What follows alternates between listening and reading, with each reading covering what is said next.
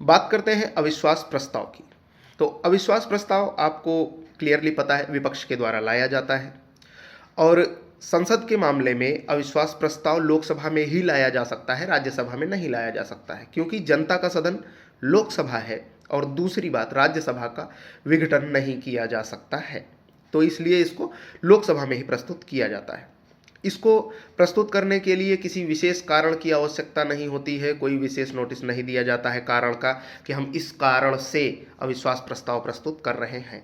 ठीक है, जब ये प्रस्तुत होता है सदन में, उस समय जितने भी विधेयक या जितने भी कार्यवाहियां सदन में लंबित हैं, ये उन सब पर प्रमुखता प्राप्त कर लेता है। मतलब अब चर्चा होगी तो पहले अविश्वास प्रस्ताव पर होगी, उसके बाद कोई अगर विधेयक पेंडिंग है या फिर कुछ भी और कार्यवाही आपकी पेंडिंग है तो उसको हम बाद में देखेंगे। पहले प्रमुख कार्य अब हो गया सदन का अविश्वास प्रस्ताव पर चर्चा करना।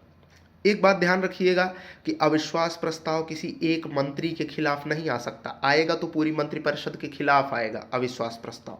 और अगर अविश्वास प्रस्ताव पारित हो जाता है तो प्रधानमंत्री सहित संपूर्ण मंत्रिपरिषद त्यागपत्र देगी। ठीक है, इतना ध्यान रखिएगा। अविश्वास प्रस्ताव लाने के लिए क्या जरूरी है?